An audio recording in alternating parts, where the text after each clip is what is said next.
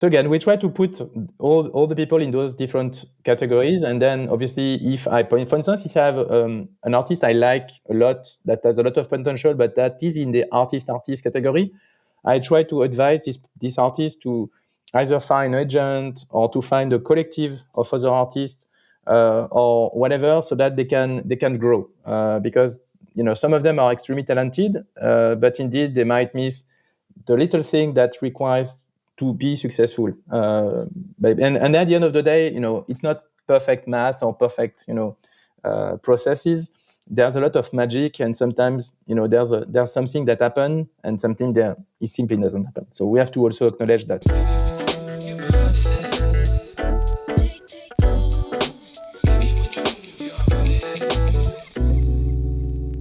We are back. NFT Now podcast. Ale, how we doing? I'm feeling a little tired, man. My son kept me up last night, but you know what we did? We did a little bit of authenticated content. One of the things I'm really excited about the blockchain specifically is really the proof of provenance around authenticity of content. And I got to shill our own bags here, but we did launch Sovereignty earlier this year, which is our Web3 CMS that helps digital publishers authenticate media. I know that's a big blurb, but it keeps our consumers safe. It keeps our readers safe. It lets people know that the people writing it stand behind it, and it's truly who they say they are. But outside of that, man, I'm really excited for today's conversation. I think we're taking a new turn, a new guest. I think we're bringing a whole new topic to the table. And without further ado, who do we have on, Matt? We have Jean-Michel Pailhon, longtime Ledger executive turned co-founder of Grail Capital, on a mission to make digital art the next trillion-dollar asset class. He has been super active as an investor and a curator and a collector in the digital art space. I'm super excited to get his take on the market, especially at this juncture. What are you excited about, Ale? I'm excited just to have him on. He's been such a key player in the NFT space, in the community, from Ledger days to now. He's a great community builder, and I'm actually kind of very, very excited. I think Jean-Michel may be one of the first ones, for one of our first guests, that comes from a financial lens of our industry. So I'm excited to hear his thoughts on the financialization of NFTs. Likewise. Well, let's get into it. Before we do, if you don't already, give our newsletter a little follow, nftnow.com/newsletter. Every week, we're bringing all the action straight to your inbox. Without any further ado, Jean-Michel. Jean-Michel on the NFT Now podcast. I'm here for it. How you doing, man? Very well, Matt, and super, super happy to be with you and with Alejandro. So let's kick it off. Hey, man, I think this is a long time coming. You've been an incredible player in the crypto blockchain space for a long time, and you definitely helped pioneer a lot of adoption at your time at Ledger.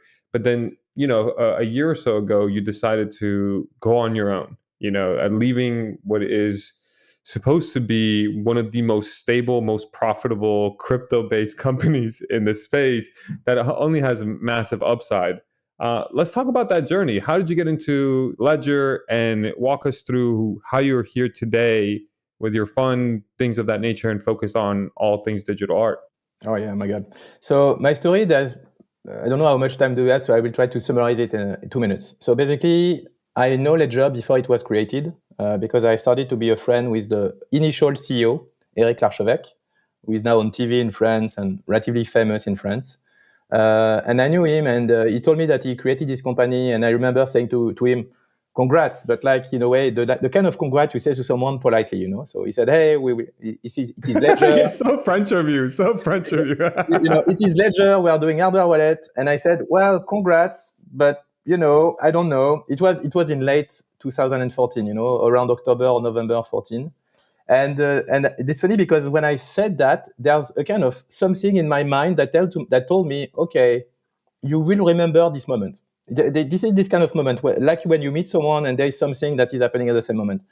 And fast forward a couple of years after, when the company started to be, found kind of its product market fit, there were 15 at the time. Eric, hey, come along. He knew me from some years. He knew that I was relatively good at finance and strategy, and I basically jumped into into the crypto space full time because and thanks to Ledger. And that has been an amazing journey for 6 years. And during that journey, basically, I discovered NFT very naturally. And I was a collector of street art. If I move a little bit, you might see a Banksy over there, just behind me. Yeah. And I was, and over there, there's a Space Invader and stuff. So I am a relatively big collector of street art for quite some time. And basically, street art and NFT, there was a lot of connection between the two. And I basically jumped into the NFT space. And fast forward, and I will finish on that. Obviously coming from finance, working in crypto for 6 years, being a collector of both NFT and many other kind of art, I said, okay, it's too good to be true. And this thing that I have in front of me will be huge. And I love Ledger. I was having dinner yesterday with Pascal, the CEO, in Geneva. And I love the company. I love everything they do. But at some point, I said to myself, okay, I want to do my stuff that will be basically a collector investment fund for digital art on blockchains. And it's like impossible not to do it, So and so I discussed with Pascal, I discussed with the board, and then I decided to create Grail Capital. But I'm not alone in Grail Capital, by the way. I know that I'm a bit the front person, but there's also the man behind that is Tim Salikov, that is actually based in New York, that you guys have met a couple of times, I think. That Tim is very, very, very smart, a bit shy, so he's not the kind of guy that shows up at most of the events. But very structured, very articulated in his way to analyze the market. So I'm more the instinct guy, the guy who has some vision regarding the market and regarding the artworks, and he's the guy that basically back it with some data and quantitative analysis. So, boom, that's the story. I love it. Tell us a bit about the decision to start a fund around digital art, because one doesn't just lightly start a fund, right? That's a big, in the midst of a bear market too. In the midst of a bear market, that's a big jump. That's a big jump, and that's a very different. That's like the nature of running a fund and also raising for a fund like that. That's quite different than what you're doing before. So, like, what was that like journey of learning like? Like, how did you learn what to do? How did you go from all that time at Ledger to like pioneering this like nascent digital art fund and also distinguishing it against those who are already in the market?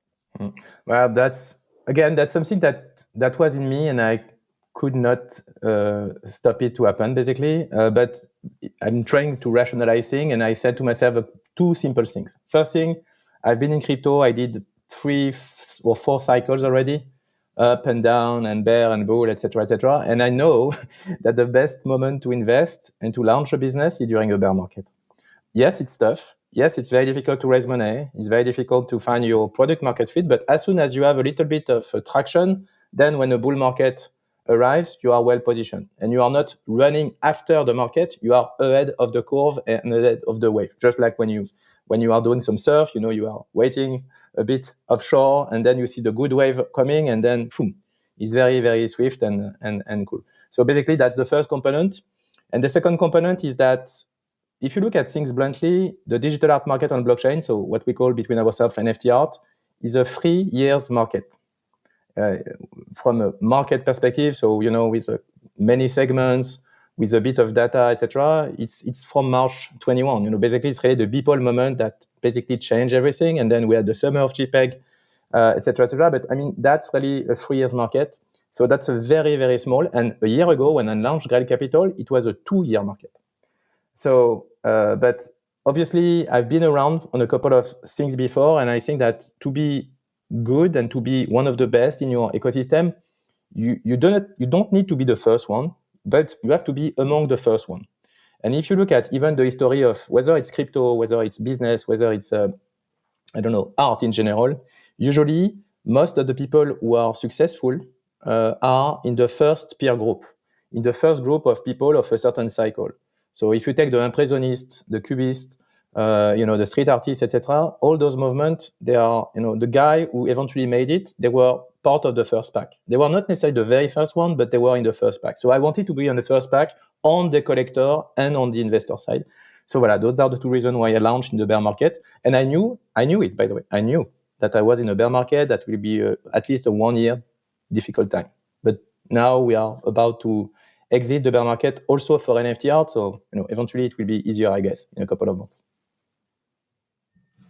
And so when you think about building in a bear, because you said you have multiple elements, like what sustained you through this process? Because digital art held its price, right? NFTs went to zero, but digital art kept sustaining, right? When we speak about it, what started the bull market was art, right? In 21 was always about art. It's always been about art, right? Like, what, from your perspective, like what is it about digital art that people really love and help sustain the market? Because that's a great question. Thank you, Ale, for asking. I think again, I'm trying to focus mostly on the art part and not so much on the collectible, even though sometimes the line between the two are very blurry. Like for instance, for me, CryptoPunks, they are both collectible and they are art. They are culture, they are art, and they're collectible. Bored Ape, for me, it's culture and it's community and collectibles, obviously, but it's not art. With all due respect to the great artists who made them. So again, I'm more skewed toward the art thing because that's something I understand relatively well. And again, everything I'm doing, every artist I'm meeting, every artworks I'm collecting, whether professionally or personally, I always think to myself the question, which is, will this thing, this person or this artwork can enter a museum one day? And that's basically literally everything I do. That's also why sometimes it takes me some time, because sometimes I'm not sure. It's not that I don't like the artist or I don't like the artwork. It's just that I need some time to educate myself, to understand what lies behind the image and behind the story, basically, the narrative and the context as well, which is very important. So I try to be a little bit intellectual in the way I approach art, whether as collector or as investor. But I must say that there's a funny thing that there is an instinctive kind of way to look at it. And because I've been collecting a little bit of stuff that I've been working relatively well in the past, I mean, something kind of, I'm almost trying to back my kind of feeling or instinct with what I can see from the market. And I also honestly ask a lot of people around me, whether other collectors or other artists. And that's a big learning. The best collectors are probably the artists themselves. That's an interesting take, actually. Let me ask you this question: being a collector that you have been, and you curated a lot of the collection for Ledger as well. Is there a checklist? Like doctors have a checklist, pilots have a checklist, right? Is there a formula that you look for? You're like, hey, art had to be minted before this date. This artist has to do this. It's generative. It has to be AI. Like, is there a checklist for the artists out there looking to be collected by Grail Capital? Yes, there is. No, it's a very good question, and yes, there is, because and again, I've got two caps: my collector cap and my investor cap, and those are slightly different. Obviously, each of them kind of nurture the other, but for myself, I can do whatever I want because that's my own money. So I can wake up in the morning or stay late at night and collect everything I want. Nobody will complain, But when you are an investor, you have fiduciary duty towards the investor that basically provide you with money. And ideally, you need to provide not only more money back at the end that they gave you, but you need to also make them happy by what they collect with you, and eventually they learn with you. So I try to rationalize a lot. And yes, we have a kind of relatively not complex, but we have a very thorough process. And basically, because we are professional investors, we start with what we call an investment universe that is made of the 400 most liquid collections of the digital art world.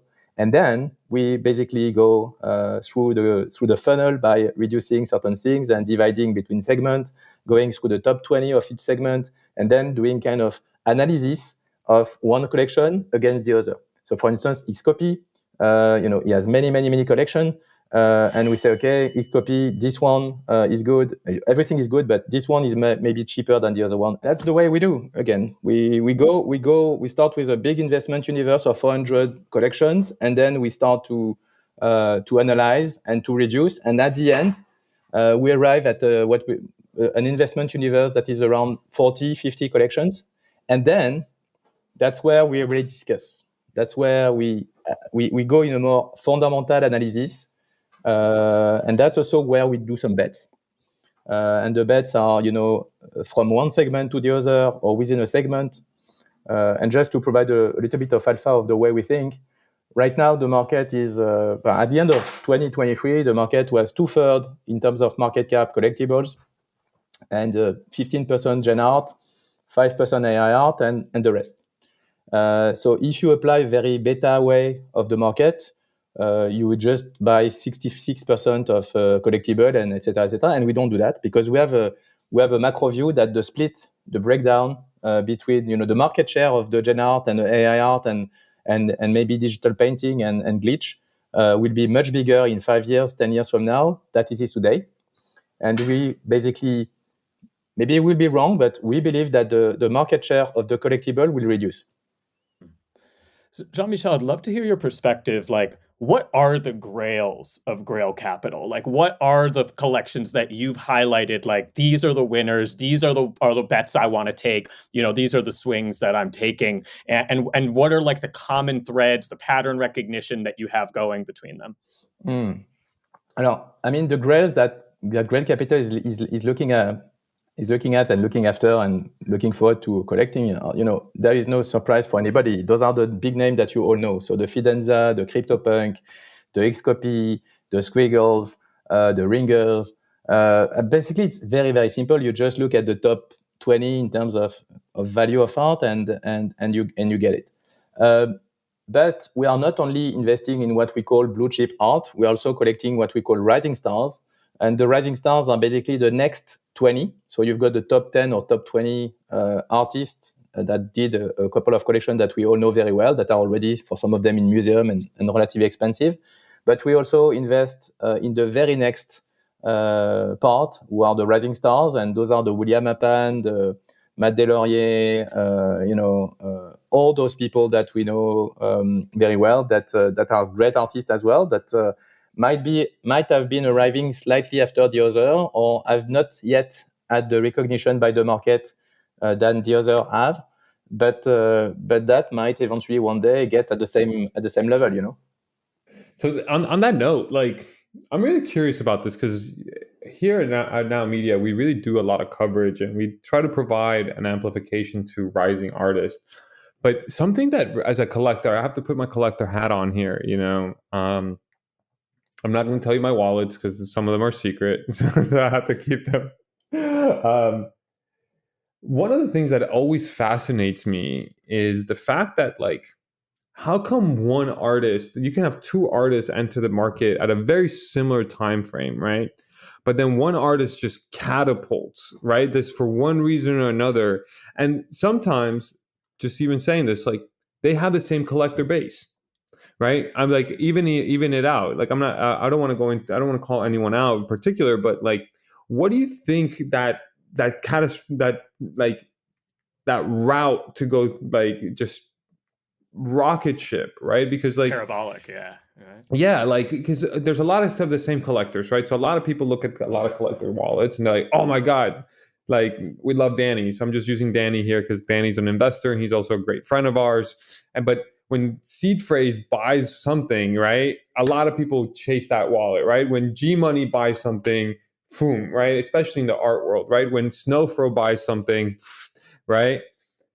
But I'm so curious to hear from your perspective, outside of collectors buying them, what makes artists stand out or go to the next level, right? Like, what is it is it marketing? Is it showing up on Twitter? Is it being at the right fairs? Like, what is it from your perspective that makes one artist rise while the others kind of stagnate or quote unquote give up? Yeah. Oh my God, that's such a great question. It could be a book. You should. I would read it. Hey, I'd buy it, No, I think it's, again, because I've studied street art a lot, and exactly what you just said, actually, I lived it. I experienced it real time with two artists at the same moment doing approximately the same thing, and eventually one makes it and the other not. And it's not a question of talent, because I really remember back in the days of the street art where I knew very, very talented artists that were doing murals, crazy murals and stencil that were like as good as, if not as better than Banksy, and eventually they didn't make it, and they quit basically, because after some time, you just quit. So that's a great question. I must say I've got a theory to answer that question, which I call the artist entrepreneur and the artist. So for me, there are, and sorry, because I've got also a lot of friends just like you guys with a lot of artists, and it's always difficult to put people within frames, but sometimes we have to when you try to rationalize things. So for me, there is two main categories of artists. There is the artist entrepreneur and the artist. The artists are the equivalent of Jean-Michel Basquiat, Vincent van Gogh, real artists, genius, not so easy to manage, probably not very stable in terms of their daily life, etc. But they don't really care, and for them, art is the thing, and they can't not do art. And what happened to those guys, whether Van Gogh or Basquiat, is that they have the chance to meet someone that will take care of their career. In the instance of Van Gogh, it's the wife of his late brother that died 6 months after him, but his wife continued to do the job, and that's basically because of her that Van Gogh now is famous. And for Basquiat, it's his meeting with Warhol, and Warhol having him meeting with Leo Castelli and all the big players in the New York market in the early 80s. So I think this is one important thing. And you've got the other category, which is the artist entrepreneur. And the artist entrepreneur, this is Warhol. This is, who both is a great artist, but also good at marketing. Just what you said, good at marketing, good at showing up at the right fair, etc., etc. And it's not negative, I must say, because we need both. And both are doing great for art. And now if you transpose that to the digital art market right now, well, it's relatively easy to see that Beeple, for instance, for me, is very equivalent to Warhol in a way. Because he has a big organization around him, and I had the chance to as you guys to be in Charleston a couple of times, and wow, the team he has around is really amazing, and he's 15, 20 people, his brother, his wife, his parents are not far, and a couple of people managing both the studio, the museum, and everything. I mean, this is a real company, so there's already something around Beeple that makes him a real entrepreneur. And even though, sometimes you can when you have a chat with him, you can believe that he's a bit not crazy, but like on the edge, I would say sometimes. Actually, eccentric. Yeah, eccentric is the right word. Thank you. That's my French limitation. But eccentric is the right word. But I mean, he's super smart, and I remember having a couple of discussions with him, and you can see that his brain is functioning extremely fast.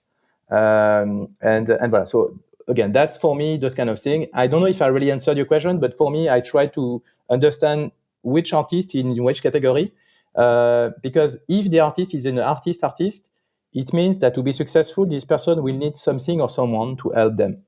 Because if they don't have, that will be tough. You provided an example of an artist entrepreneur. Who would you say is an artist in our space right now? Who would be an artist right now? That's tuck. Okay, who could I give you? Yeah, it's a tough question because most of the people I know are artist entrepreneur, or maybe I don't know, someone that I like a lot with Cyber Yu, he's great. I think he's a real artist, and I think he has his agent that is helping him, Alex, that is helping him a lot. I think that's probably one key example, because I saw him last week, so that's the first I can think of. I would say, and obviously I don't know very well Tyler Hobbs, so I don't know how much Tyler strikes me as an artist. He strikes me as an artist. Like he has a good team, but he's like an artist at his core. Yeah, because he's like, yo, I'm out from Twitter. He's like, I'm out from social media. I can't get anything to, like, my team will be the one responding to things, but like, yeah, he strikes me as like artist. Yeah, I would say Fuocious as well is like an artist. Obviously has a great team now, but like I remember like in the early days before Fuo had a team, like a lot of people were trying to like take advantage of him and the like. So yeah, you're right. And Rafiq as well. Rafiq is also an artist. He's blending into a little bit of artist entrepreneur, but he's artist. Yeah, exactly. So again, we try to put all the people in those different categories, and then obviously, if I point, for instance, if I have an artist I like a lot that has a lot of potential, but that is in the artist category, I try to advise this artist to either find an agent or to find a collective of other artists or whatever, so that they can grow. Because some of them are extremely talented, but indeed they might miss the little thing that requires to be successful. And at the end of the day, it's not perfect math or perfect, processes. There's a lot of magic, and sometimes, there's something that happen, and something there it simply doesn't happen. So we have to also acknowledge that. I want to ask you about that magic.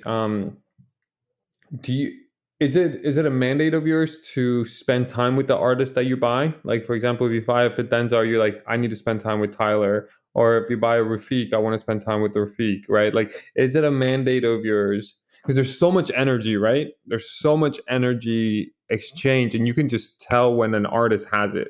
I don't know about you, but we can tell like when that spark or something, right? You're like, whoa, I don't know, but how much of your I think let me phrase this a better way. Two-part question. Do you spend time with every artist you collect? And how much of your investments are collections or collecting, from whether it's an investor or a collector, is based on your intuition?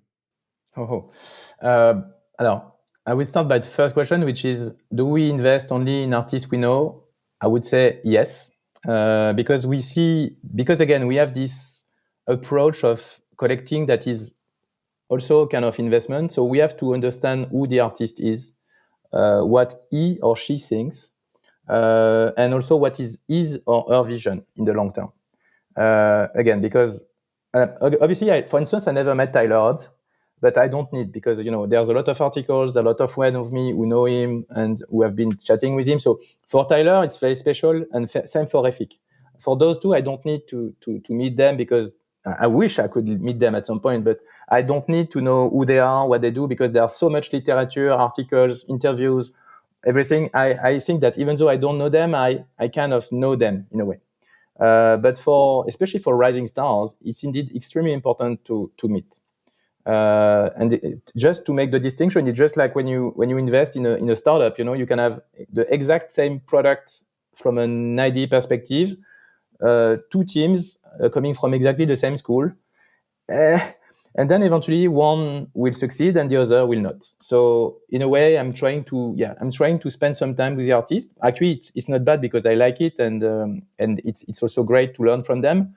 But yeah, when you are in investors, I need to know, because I don't know. Let's imagine that one artist that we invest heavily in basically quit in 2 years from now. He or she stops doing art, and then I don't know. Probably that his artwork will not be worth a lot after a couple of times, because I don't know.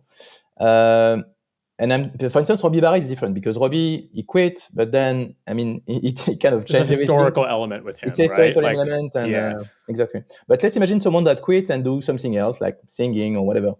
I'm not sure that it would be great, and I'm pretty sure that my investors will say, "Hey, Jean-Michel, why did you invest so much in this person that, like, right now with our money, because eventually part of this money has been flowing into the pocket of this person.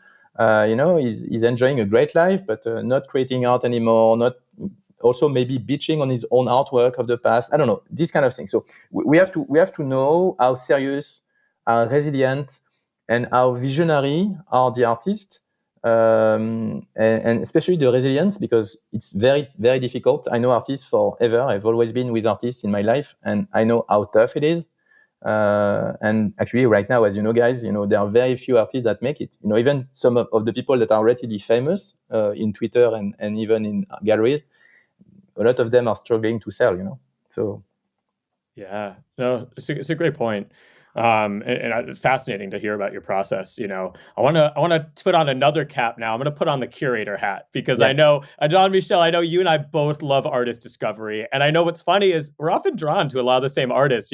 I just remember a couple weeks back, I remember hitting publish on Next Up. Next Up is our rising artist franchise. Every week we spotlight a different artist. And I hit publish on Nice Aunties. Oh my God. The AI. Oh, I can see your face light up. I know it.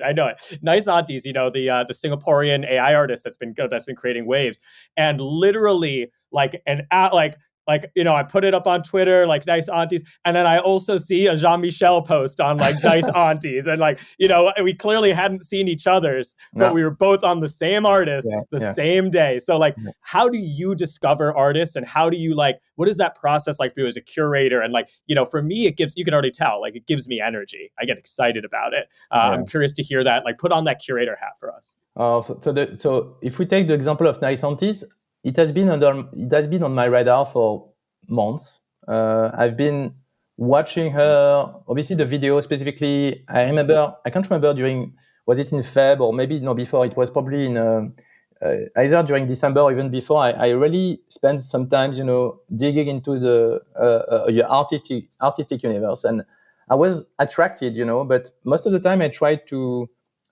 I could have said that I'm trying always to analyze my instinct, because sometimes my eyes are right, and sometimes it's not that it's not right. It's just something that is appealing to me is not necessarily there to stay. I can sometimes find something appealing in terms of aesthetics, in terms of stuff, but eventually it will not be there in 5-10 years. And again, I always want to collect something that will still be there in 5-10 years, that will matter culturally and then economically. But with Nice Aunties, it took me some time, and actually I think that so it's very actually, well, I can quote now, but I was in London just before the drop, probably the day or 2 days before, and I had a drink with Lord Treffington, so I have to give him the credit for that. Yeah. And we were chatting. He's a big collector as well, and we were chatting about many things, and basically among the many things we discussed, he said, "Oh, Nice Aunties, you need to dive into that." I said, "I know." I was prepared to kind of deep dive into that, but because he told me, I said, "Okay, I will deep dive sooner than later." And so I participated to the drop that they did. I think it was the 7th of Feb. And by the way, I was in Eurostar, so with the Wi-Fi, that was like a bit. Yeah, the Eurostar Wi-Fi needs an upgrade, man. Oh my god! I had no Wi-Fi on my way there. I had no Wi-Fi. I was trying to hotspot it, and it was so janky. Anyway, we need Starlink too. Exactly. By the way, the journey between Paris and Switzerland is way better in terms of Wi-Fi, but the views as well, probably. But basically, yeah, that's how I've not discovered it, but I took some time around it, and then eventually I said, okay, I have a strong conviction. So I think exactly the same thing you said, Matt. Just at the same moment that you were posting your great article, I posted something that I do very rarely. That is, okay, I showed that I bought 20 or 25, and I say, well, guys, I think I have a conviction for that collection. And I still when you buy 20 to 25, that's a big conviction. Yeah, and it's personal. It's not Grail. It's me as a collector, not Grail Capital. Okay, so now this is a question that I'd love to ask, because we're so caught up in the world of look at my wins, right? Look, I called this. Yes, I did this, right? Look, the receipts, right? But I want to bring this over from investing, and you probably know this. It's called the anti-portfolio. Oh my god! Right? Oh god! For our listeners that don't know what the anti-portfolio is, it comes from venture capital. When venture capitalists take a meeting with a potential unicorn or startup, and they look at it, they say, "Oh my God, this looks great, but no, thank you." Right? So a lot of investors, when things IPO or things sold for billions or hundreds of millions of dollars, they take a badge of honor by saying, "Oh, we passed on this," right? But they kind of do it. Is there any particular rising artist that you had the chance, right? So, that you had the chance to buy them at floor? So I'll give you an example, and this is a true story. All right. I think it was December 2021 or January 2022. I think it was December 21. I meet Isaac Drifter Shoots. And I'm like, yo, I spent an hour with him. We were just chatting about it. And I go back to Madbed and I go, Matt, bro, this guy Drifter Shoots, he's the real deal. He's about to blow up. His story is just bonkers. And I was about to hit buy on where the vans go, right? Mind you, it was 0.33, 0.4, a third of an ETH, right? Something like that. And because I trust Matt so much. Oh, you can't put this on me. Matt's like, I don't know. Mind you, I think it was like a few weeks before we put him on the next up, right? Because like finally Matt came over. You wanted to put him on the podcast. I was like, I want him on. I know he's got a good story. I don't know if he's podcast level yet. We'll get there, you know. Yeah, I'm so glad that history proved us. You're wrong in that perspective. But my first anti-portfolio in NFT art was Drifter Shoots, right? So I'm like, I shot myself in the foot not once but twice with him, right? So, what's your story, Jean-Michel? I've got so many. We'll spend 1 hour, so I will just pick 3 or 4, and then I want to know who are the anti-portfolio for Matt. So the very first one that comes to mind is Grant Yoon. Grant Yoon. Me too. Same. And you know, I know him since almost not the beginning, but when he started to be a little bit known, and then we were chatting together because I love him actually, and we were chatting on DM, and at some point I think it was around he already started to increase. You know, it was already at around 8, 10 maybe ETH for his one-on-one. And he reached out to via DM and he said, "Okay, Jean-Michel, I would be very proud if you would be the next collector of this piece, and if we can, maybe doing the next all-time high for me, like at 10 or something, will be great." Obviously, I passed, and obviously, you know, I regret it, but that's part of this. So with Grant, and it's very special because I know him, but and we chat, and it's it would have been a kind of OTC deal. And among the other, there's one famous for myself, which is Autoglyph. So the story is that there is someone I know who, just like I did with Lord Truffington, you know, discussing about what he's collecting, what he likes, etc. One collector basically sent me a list of things he kind of was collecting, and among those there was Autoglyph. There was 5, and there was Autoglyph in the middle. And I remember saying to myself, you know, not sure, because visually it was not appealing to me, and that was my mistake. You know, I didn't see the historical element, the technological component, and the cultural component, and so I passed miserably on that. So that's the second one that I regret. And obviously, for me, the worst is CryptoPunks, because they were around me all the time. I remember when I was at Ledger, when they pop up, because I was known for collecting street art, and because I was collecting Space Invader that was doing tiles. So technically speaking, those were the CryptoPunks before they were CryptoPunk. You fucked up, bro. I fucked up like you know, it's just like, you know, bam, bam, bam. I fucked at all the moment, basically. So yeah, this is the worst anti-portfolio that I can show. Ooh. And you, Matt. Wow. And you, Matt. All right. I'll get into it. Well, Grant. Well, we shared a distinction of both having Grant Yoon in our anti-portfolios. I was aware of his work quite early. I was like, this is cool. Like this, you know, I'm getting a vibe from it. No, you know, I've got time. Let me keep it. You know, like there's a couple artists I have my eye on. Blah blah blah. Next thing you know, it's you know.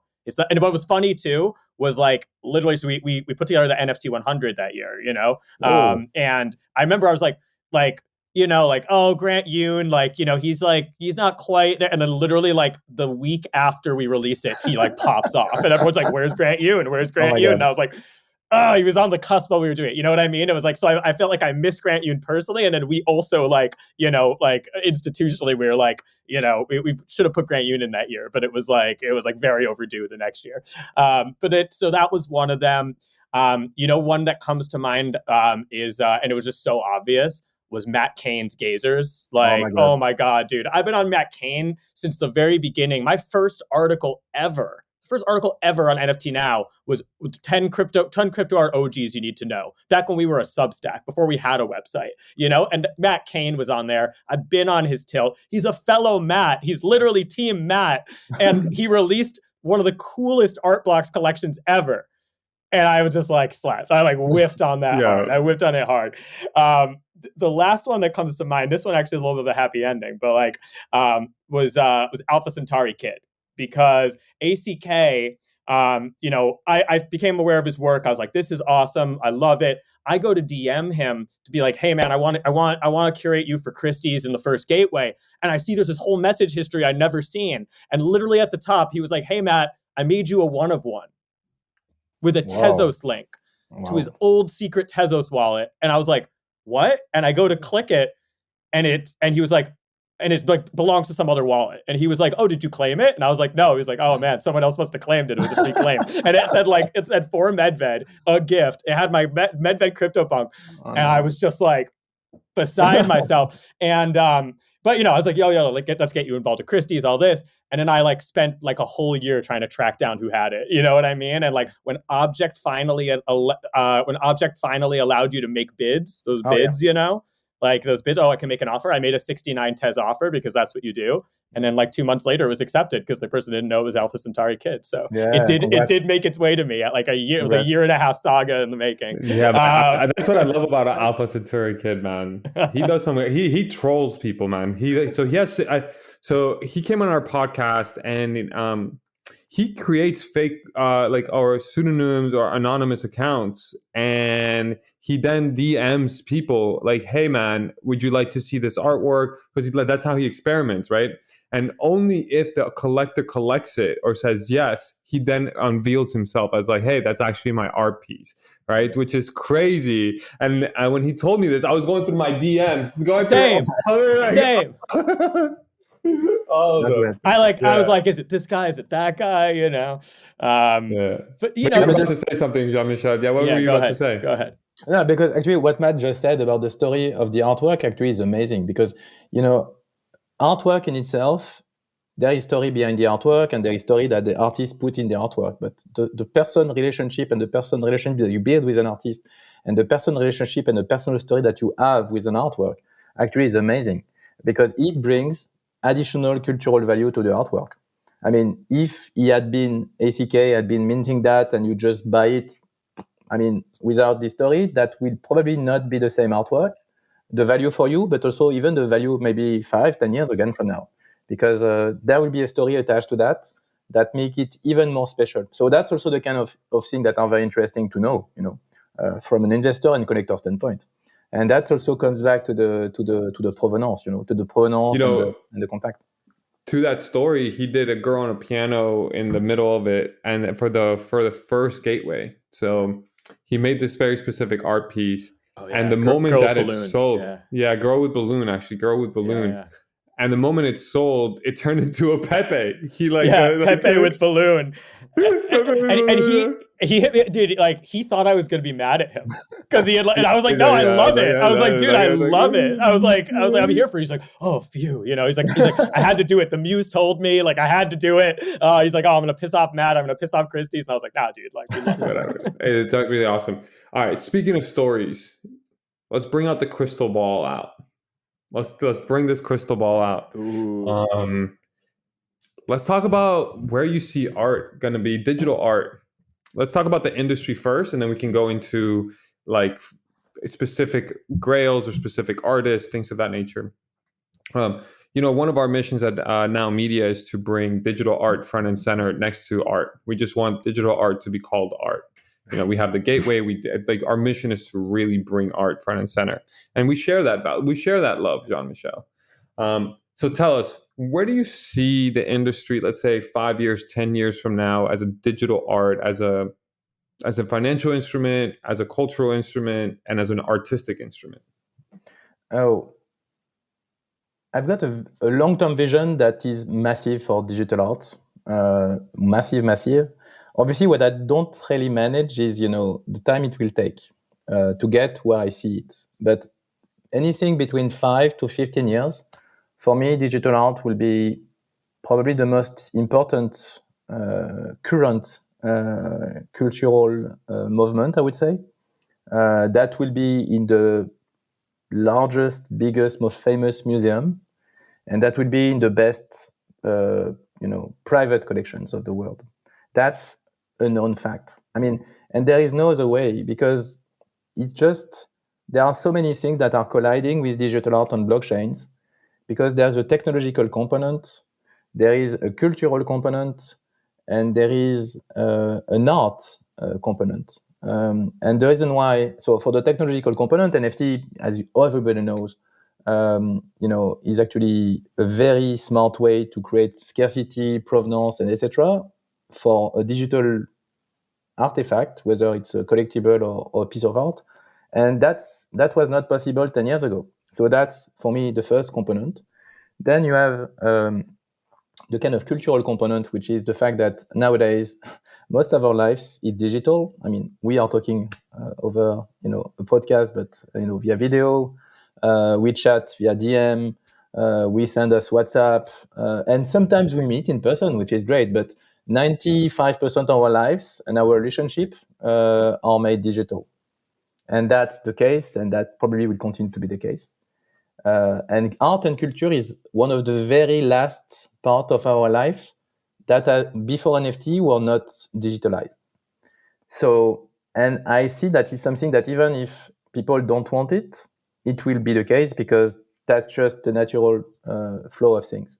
And the last part, which is the art part, I think, and that's probably why there's so much confusion in the mind of so many people outside of our world regarding NFTs, and that's why it's a word that is not very well understood and that so much people don't like it, is because on top of those two components, the cultural and the technological, there is the art world, which is also a new art current. Just like you had street art, just like you had impressionist and stuff, you have NFT art, which is this kind of big thing with glitch, gen art, AI art, digital painting, photography, etc., etc. So all the art current that kind of are put inside a single kind of term that is NFT art. And for those three things, I think that they will just catapult the market again in between 5 to 15 years to an expected height from a cultural standpoint and also from a financial and economic standpoint.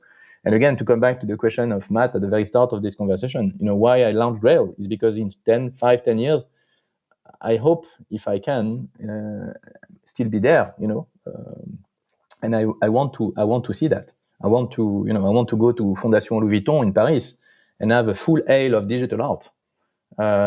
And again, I think it's impossible that they don't do it. It's impossible. That's powerful. Let's keep the crystal ball out for a second. Yeah.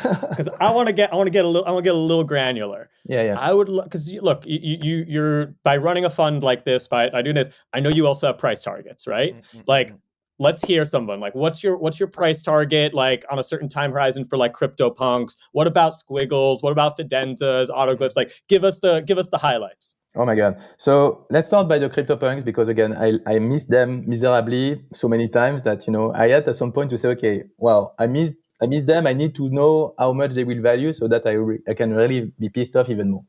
But by the way, professionally, we have CryptoPunks in the digital art fund. Personally, I still don't have, so I need to work on that. Even though every day it gets more expensive. So right now I think we're at around 200K USD, right, in terms of floor price. And obviously for that you probably have the floor price ones. My take is that in probably less than 5 years, it will be 1 million minimum. So I don't see a world where a CryptoPunk will not be available at more than 1 million. That's my take. And I might be wrong by a couple of years, but no more than that. I agree. 100%. Full disclosure, I do have a punk, so but I agree. Yeah. So that's my first kind of price target. The other one, which is a little bit more sophisticated in a way, it's for Chromie Squiggle, for instance, because Chromie Squiggle are amazing. What I like with them as well is that they are generative art, but most of the people don't need to understand that it's generative art. They just like the shape, they just like the color, and it's very universal. We are doing some stickers for Grail Capital, and basically we did some of the squiggle we own, and I give them to even people who are not into art and not into crypto and not into NFTs. They just like the colors, they just like the shape.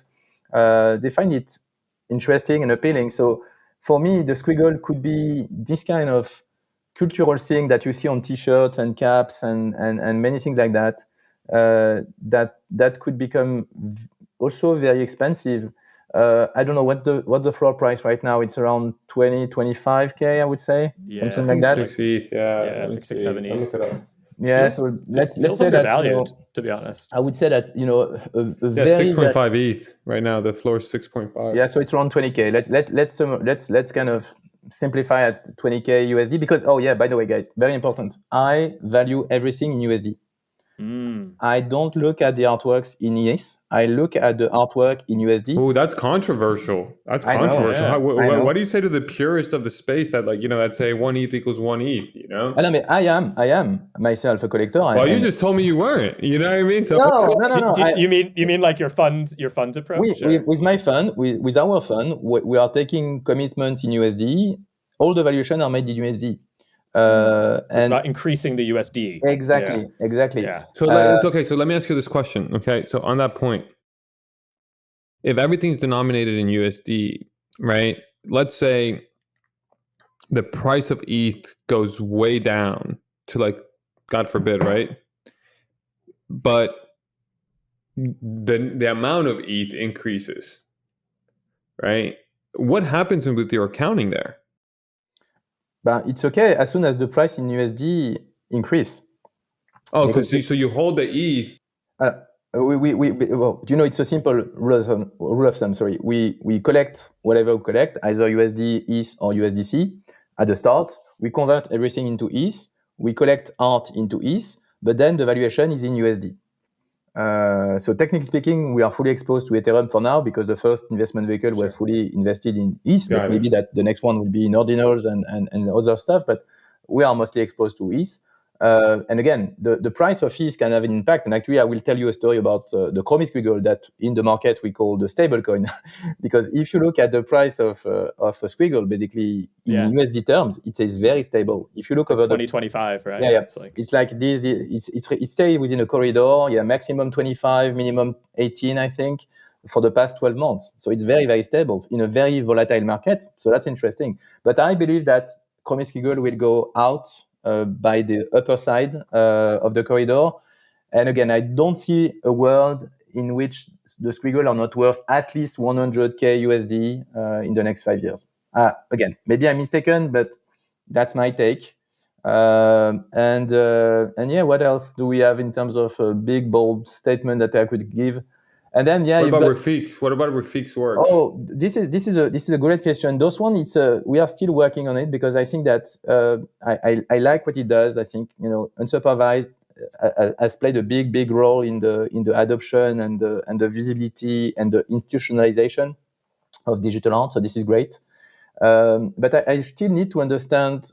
I need to work around the quantity, the quality, and everything because.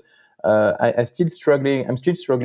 If I had to pick, between any of his collection, for instance, I think my mind is not made up yet. I think, from a cultural standpoint, that would make sense that the unsupervised are getting the best valuation because it's at the MoMA. So, well, and at the same time, I think it's still very cheap, and you've got the wins on the other side that have been through the roof.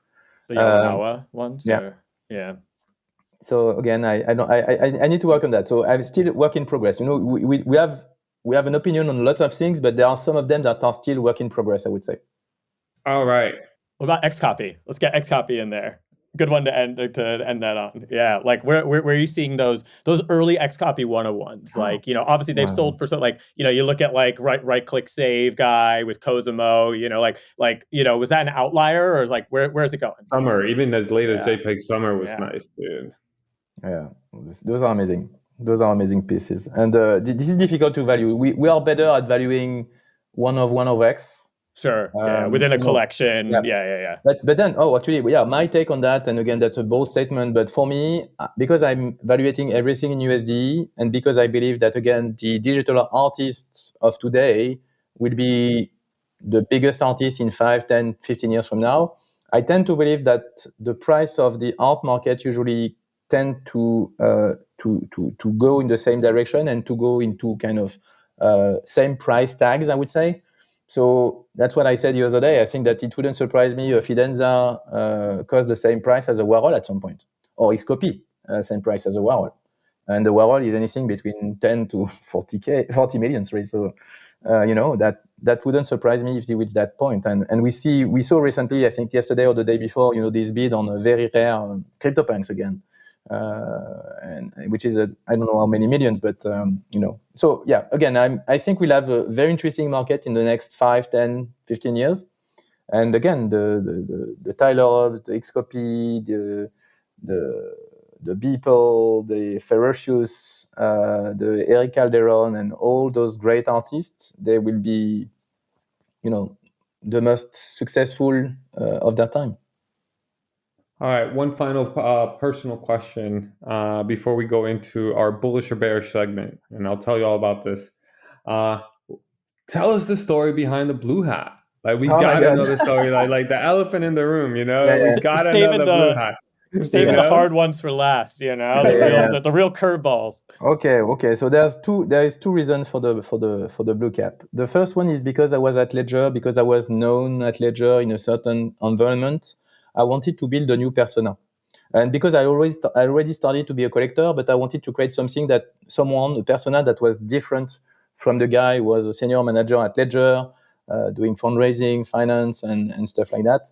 So, and because I'm French, and because there's a lot of people I had the chance to meet in the fashion world. You have a couple of people in the fashion world that are famous for having some kind of uniform. They have a special characteristic, whether it's the glass, whether it's the cap, not the cap, but the haircut or whatever, that makes them very special, and that kind of define them, and they don't change. And the blue cap, why? But because their emoji exists, I wanted to have a characteristic that I could put on an emoji, and the blue cap was available. And I looked into Twitter and a couple of other things, and I didn't see a lot of blue cap, people famous using blue cap. So I said, well, it's free, so why not getting the blue cap, And actually, at the end of the day, it's super convenient because you can have, and I have a lot of bad hair days, so it's very easy for me to just put a cap. I don't have to take care of anything. It's very convenient in the winter because you are hot. It's very, very cool in the summer. So for me, that's the perfect characteristic. So that's probably one of my best ideas so far, beyond obviously the investment. All right, we'd love it. Yeah, you guys heard it here, the source. All right, Jean-Michel, we have this segment called bullish or bearish. It's very simple. It's a rapid fire situation where we come in, we will spit out a couple statements. You tell us whether you're bullish on it or bearish. You can give an explanation or not. But the more controversial, the better, as I always say. Okay. Matt, you want to kick us off with bullish or bearish? I'll kick it off with one I already know the answer to, but I know that you at Grail Capital, you have your AI art index that you often reference in the reports, and it's always really interesting for me to see that broken down against generative art and different areas there. So, bullish or bearish on AI art as an asset class? Super mega bullish. Super mega bullish. All right. I gotta ask you this question. I gotta ask you this one. OpenSea. That's a tough question. Honestly, I can bearish right now, but I want to add to that they played a key role in that, and I appreciate them for that. And they might bounce back, and we are using them actually at Grail. We are using many platforms and brokers because we just want to get the best prices and the best supply. So no, they have been important. They are still important. I think that they're probably lagging behind, but they might bounce back at some point. So don't kill them too quickly, I think. And the guys are smart. So as always, when someone is smart, usually they find a way. So bearish right now, but. That's fair. Very, very, very even-handed. I like that. Very diplomatic. So, Jean-Michel, I'm curious to get your thought here too. Like, bullish or bearish on OG crypto art, and what I mean by that is like not just like the early X copy, right? Just like I'm talking about some of these crypto artists that are outside of like the usual like obvious suspects who are already worth a lot. Yeah. Like some of the ones who are early but aren't necessarily getting have big markets now. did that ship sail for them? Are you bullish or bearish on them having like a market in the future? I am bullish, but I'm cautiously bullish because for me the OG market of crypto or crypto art, generally speaking, and specifically collectibles and stuff, will not be equal. So some of them will be rediscovered 1 year, 2 years, 5 years from now by NFT historical people that will find connectivity between one collection and the other. So bullish for that. But I think that being OG doesn't mean you are good. It's not because you were the first that you are the best. That's Ledger was not the first company to do hardware wallets, definitely not. And we didn't care. What we wanted to be was the best, not the first. So I tend to believe that OG crypto art will behave well for a part of the segment that you guys know, but some other part might just disappear, I think, because of the quality and the cultural aspect that is not good enough. All right, Bitcoin ordinals, bullish or bearish? Ooh.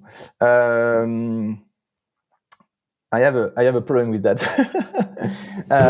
Tell us more. Yeah. I think I'm part of this category of people who believe that Bitcoin, because I was kind of not born and raised, but I've been kind of. Are you a Bitcoin maxi? Are you laser eyes? Are you No, because I'm investing most of the fund in Ethereum, so definitely not a Bitcoin maximalist. But for me, the real use case of Bitcoin was really this transfer of value, of monetary value, basically.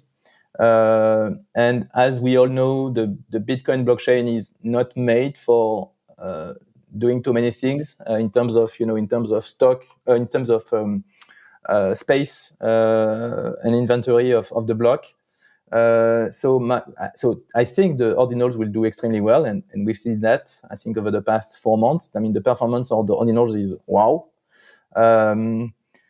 But for now, my mind is not made up yet regarding how much we would like to invest in that with Grail Capital, for instance. So apart if investors are knocking on the door and say, okay, guys, go as long as possible on ordinals, I would still get a little bit distant from it for the very long term, collection in museum stuff. I will probably wrong on that one. And I will be happy to be wrong on that one, but that's not where I want to go for now. All right. Well, ladies and gentlemen, there you have it. Jean-Michel, merci beaucoup for joining us. Thank you so much. Any final last words before we shut it down, Jean-Michel? Well, guys, I really believe we are early. So for those of you who listen to this podcast, it's not late, definitely not. CryptoPunks might be 200K, but look at around, get a squiggle, you won't regret it. Get ACK, get whoever you want in the people we mentioned during that call and in podcast. And I'm sure that in 10 years from now, your children will thank you for that. That will pay at least their university, if not more than that. So yeah, do it for that, and again, don't worry for the short term. Just care for the medium to long term, because eventually you will be so right, then you will be very happy. There it is. Jean-Michel, always a pleasure. Honestly, we could do a whole nother hour just getting that crystal ball out, but I'm sure we'll have you back on again. Best of luck with all things Grail Capital, and we will talk to you soon. Yo, I know I always say that I really enjoyed that conversation, but I really enjoyed that conversation. I could have gone on for hours. I know you could have, man. You're a curator, artist, connoisseur, man. Like this shit is like your blood, your sweat, your tears, your love of it. It's like if you could put you inside an IV, you'd continue dripping this conversation all day long. Man, I think one of the things that really stood out for me though in this conversation outside our very natural dialogue was his honesty around the things that he hasn't really captured, right? So many investors, so many collectors, they only want to showcase their wins, their big wins. But when we asked him about his anti-portfolio, he was just very candid, very open from that perspective. And I think what I really love about him, he's always been playing the long-term game, right? I know that we had a conversation off camera after the show, and the thing that really kind of impacted me as a father now is he said to us, are you building something that your kids will be proud of in 5-10 years? And that was really amazing because that he's really emotionally, intellectually, and financially invested into this industry and community. What stood out for you? Yeah, no, like, you could just tell that, like, it comes from such a place of passion for him. Like, he's got that, like, you have to be sober and calculated to be a successful investor, with a fund in the space and all that. But you can tell, like, he just gets so excited around discovery. And that passion, I think, is really driving it. And you feel that when you speak to him, and you can tell he's just enjoying himself. Like, he's enjoying himself, like, while doing it. And you can't fake that. You can't fake that. Yeah, he's and fucking like, around. He's finding out. That's exactly it. That's exactly it. And you also see that conviction. Like, I always say it's like it takes a couple cycles to get that conviction, right? And Jean-Michel's been through a few, and he knows. And that's why, like, I think he knew that, like, he had to make that move with Grail Capital, even though I'm sure it would have been so easy for him to stay at Ledger. You know what I mean? Like, I think about, like, the jumps we made to start Now Media and NFT Now at the time. Like, we had comfortable situations before, but we made that jump because we knew that we were on the precipice of something really important and at a time that couldn't just be, like, recaptured, right? And so, like, I see that spirit in him, and it's really awesome to see that. Absolutely. Well, guys, remember, all of our podcasts, we couldn't do it without you. We do this for our community. We want to make sure that you guys are educated, informed to make the right decisions in such a volatile space. But please, when you have a second, please give us that 5-star review. Please comment, review, 5 stars, not any less. I know this ain't Uber, but we still need the reviews. All right. If you had a good ride, if you had enjoyed the conversation, thank you so much. And if you ever have any ideas on who we should bring onto the podcast, please DM us. We're on Twitter. We're on Discord. Just let us know. We'd love to have your guest as well on the podcast. There it is. Until next time, we will see you again next week on the NFT Now podcast.